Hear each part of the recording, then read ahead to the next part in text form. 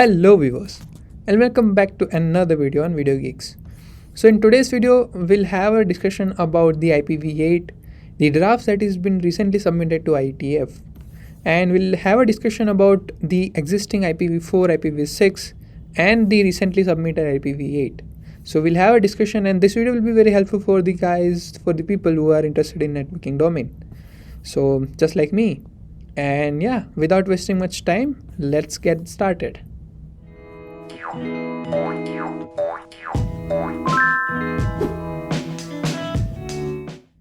So hey viewers, my name is Hanel Mystery and I am working as a network test engineer under the company which is well known as Arista Networks, and I have around 2 years of experience reading this kind of RFCs and drafts that are there on the internet. So I have also good experience on protocols, routing protocols like BGP, ISIS, MPLS and stuff like that. So with that, let's deep dive into this IPv8 and let's get to know how the draft is useful and how you should be considered to read this entire draft, because that's very important for the people who are working in the networking domain or networking field.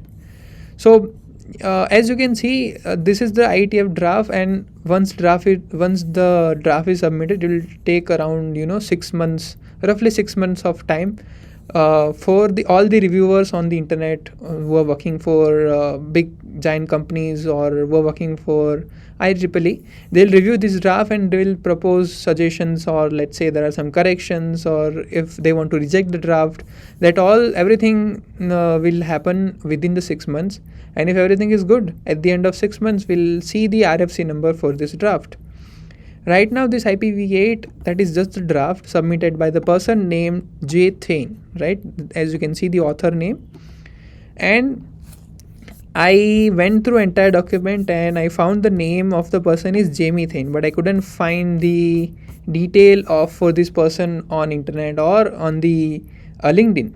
So if you can find me the details or ping me the profile for this person anywhere available on the internet, it will be good, because I searched through entire LinkedIn, I couldn't find it. But yeah, that can be ignored. Let's focus on the draft IPv8. So this draft is very useful. Now why it is useful or important? Because it proposes the exact superset of IPv4. So right now our entire network runs on the IPv4 or IPv6. So IPv6 was introduced after the IPv4. Okay.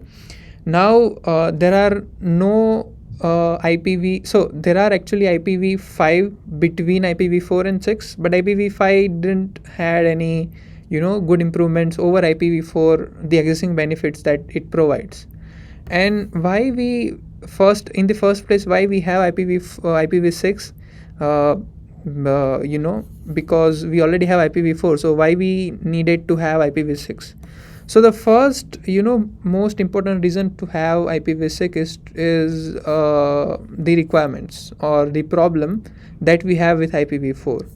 So the major problem that IPv6 solves is address exhaustion, and that is also mentioned over here as an introduction part for this IPv8. That's because IPv8 also solves that problem, which is address exhaustion, right? As you can see over here. Now what happens is we have limited so IPv4 is address is like 8 bytes, 4 bytes actually. So that means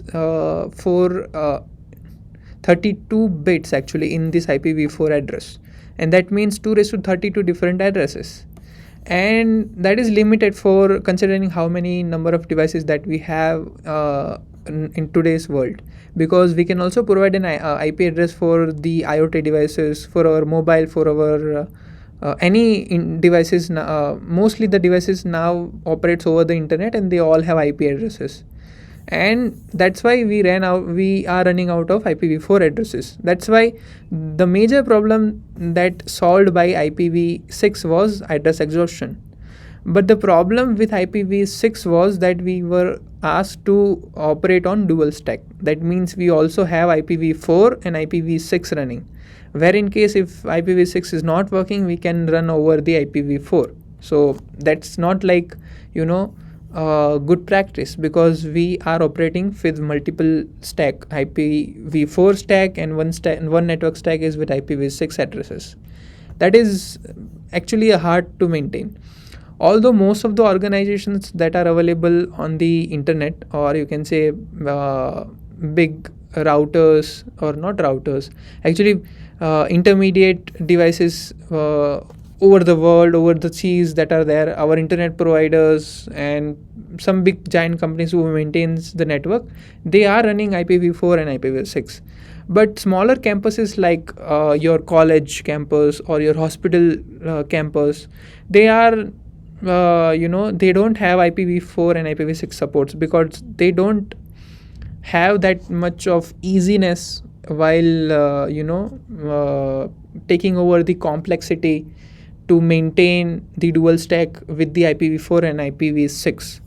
So that's why this IPv8 came into the picture. Now we will not go through our entire document, but I'll go over the major parts of this document. So the first is introduction, and this section is very important, network management problem. So this entire section says that we have to maintain DHCP, DNS, NTP, logging and monitoring and stuff like that. And for all this, we have separate services and separate servers inside our campus network, or our data center, or enterprise level, or ISP level. So this entire draft proposed in document, entire draft proposed in protocol that will set up all these things with just one protocol, which is called DHCP v8, and that is mentioned in this RFC. And Jay Thane, the author of this draft, is also working on writing that draft for DHCP v8 too. Now you can read through this entire paragraph, but that's the key takeaway from this paragraph. Then we have something called IPv8 management philosophy, which propose the V8 protocols such as DHCP8, OAuth 8, DNS 8, NTP8 and something like that. So that is also not that important for you to know. And this is very important, east west and north south security. So IPv8 solves these two security concerns, which is called east west security, where it concerns about the traffic between the devices within the network, and north south security, which concerns the traffic from internal devices to internet. So these both both way securities are taken care in IPv8 with just one protocol. We don't have to configure some different things or some security devices in between. Then address exhaustion. So that is the most asked problem for any protocol after IPv4 to solve. IPv6 mostly was focused on this part, but it did not focus on the it has to be operated with the dual stack. So with this IPv8, as it promises to so if you read the abstract document, this section, they are saying like IPv8 is like proper superset of IPv4, so that we don't need to maintain the dual stack. Then routing enhancement and some stuff like that. So motivation and problem statement. So this section defines the problem statements that causes for us to that promotes us to have this IPv8 implemented in our recent network. So you can read through these sections also if you want to see the reasons for us to have this IPv8 stack. Now with that, this section is very important. So as you can see, IPv8 address is like 64-bit value. So it's like double the size of actual IPv4, and it is having lesser size than the IPv6. So IPv6 is like 128-bit address, and this is like 64-bit, and IPv4 is like 32-bit. So as you can see, this is the address format of IPv8. So first 4 bytes are like 32-bit ASN routing prefix, and next 4 bytes are like 32-bit host address, and identical to semantic IPv4. So that means if you have this entire section 0.0.0.0, that means it is like proper subset of IPv4. as you can see represented over here, IPv4 and IPv8. That means 0.0.0.0.all n. So that is how it is represented. And having this 32-bit ASN routing prefix, so that will help us. So on internet, all the routers will have just one route to go to one ASN, or you can say one organization. So that is very useful for devices to have internet skill routing capabilities. And yeah, so internal zone prefixes, that is how it is useful.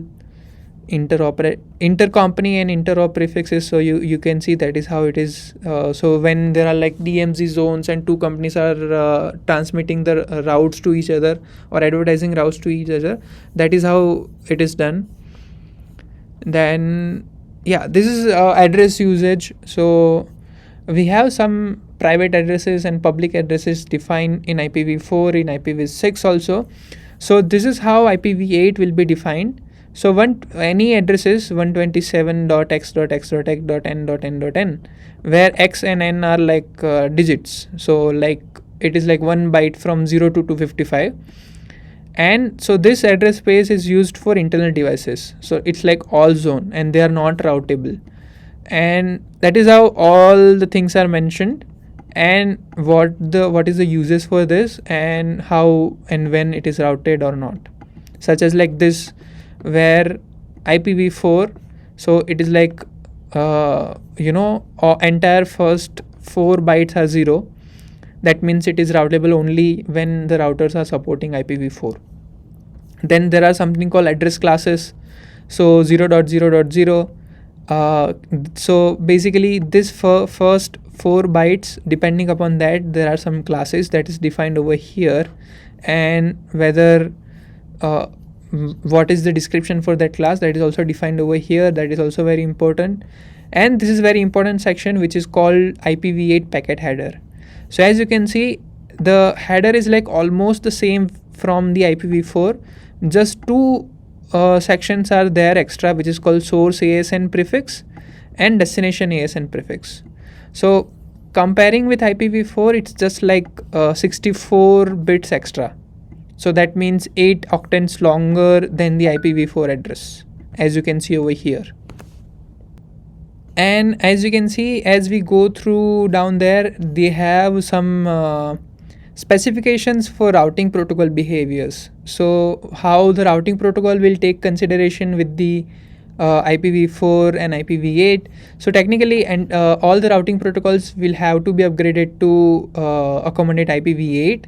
So that means when we want to migrate our devices, so every intermediate device should have firmware update, where the protocols that are running routing protocols such as BGP, OSPF or ISIS, they all need to be upgraded to support version 8.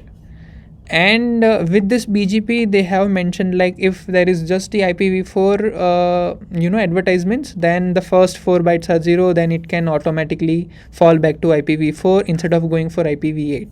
So that is very useful. That means end devices that are there in our network, they don't need any migration from, or they don't need any software update for that. So that is very good. So I am actually curious to know your thoughts. How do you think this IPv8 is structured and draft? You can go through entire draft and let me know your thoughts.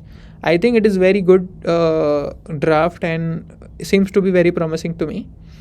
And yeah, that's it for this video. I hope you have got the idea about IPv4, 6 and 8 and how these are correlated, and how IPv8 solves there are some problems that are there already in the IPv6, and it also promotes or solves the problem that was already solved by IPv6. So that's my point of view. Let me know your thoughts in the comment, and that's it for today's video. We'll meet in the next one. Till then, keep learning and keep exploring.